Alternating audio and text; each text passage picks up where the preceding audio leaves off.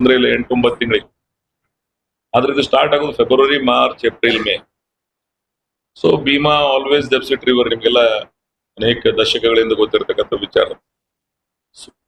So ಅದಕ್ಕೆ ನಾನು ಸರ್ಕಾರಕ್ಕೆ ಒಂದು ನಿಯೋಗವನ್ನ, ಕರ್ನಾಟಕ ಸರ್ಕಾರ ಒಂದು ಉನ್ನತ ಮಟ್ಟದ ನಿಯೋಗವನ್ನ ಮಹಾರಾಷ್ಟ್ರದವರಿಗೆ ಮನವಿಯನ್ನ ಮಾಡಿಕೊಂಡು, ಯಾಕಂದ್ರೆ ಅಚ್ಚಿ ಕಡೆಯವ್ರದ್ದು ಸಲಹೆಗಳದಾವ. ನಾನೆಲ್ಲ ಬಾರ್ಡರ್ದಾಗ ಇರೋದ್ರಿಂದ ನಂದೇ ಆದಂತ ಪರ್ಸನಲ್ ರಿಲೇಷನ್ ಅದು Solapur district almost all MLAs. So ಅದಕ್ಕೆ ನಂದೇನು ಅವ್ರದ್ದು ಕೆಲವು ಮನವಿಗಳದಾವ. ಸಾಂಗ್ಲಿ ಜಿಲ್ಲೆ ಬಹಳ ವರ್ಷಗಳಿಂದ ಮನವಿ ಅದಾವ್ರು.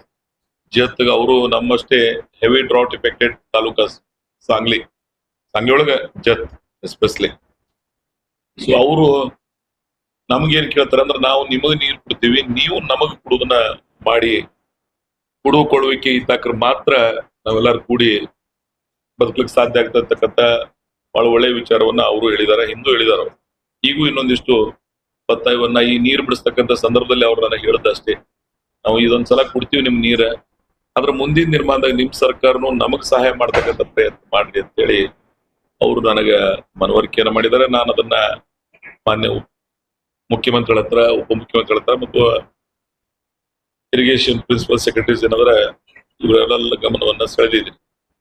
ಇದು ನಮ್ದು ಇಷ್ಟೇ ಇಲ್ಲಿ ಕೃಷ್ಣಾದಲ್ಲೂ ಸಹಿತ, ಯಾಕಂದ್ರೆ ಕೃಷ್ಣಾ ರಿವರ್ದು ಬಾಗಲಕೋಟೆ ಜಿಲ್ಲೆಗೆ, ಬಿಜಾಪುರ ಭಾಗದ ಜಿಲ್ಲೆಗೆ ರೈತರಿಗೆ ಅಲ್ಲಿಯೂ ನೀರು ಬಿಟ್ಟಾಕ್ರೆ ಅನುಕೂಲ ಆಗ್ತದೆ.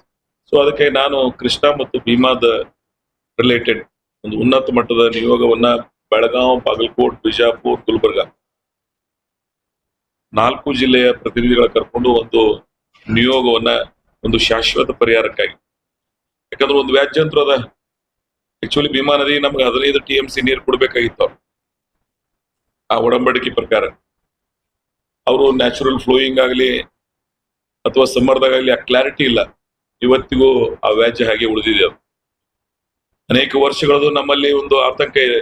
ಭೀಮಾ ಸೀನಾ ನದಿಗೆ ಡೈವರ್ಷನ್ ಮಾಡಿದ್ದಾರೆ, ಬೇರೆ ಬೇರೆ ಉಪನದಿಗಳಿಗೆ ಡೈವರ್ಷನ್ ಮಾಡಿದ್ದಾರೆ. ನಮ್ ಭೀಮಾಗ್ ಸಫರ್ ಆಗ್ತಾ ಇದೀವಿ ಅಂತಕ್ಕಂಥ ಭಾವನೆ ಅದು.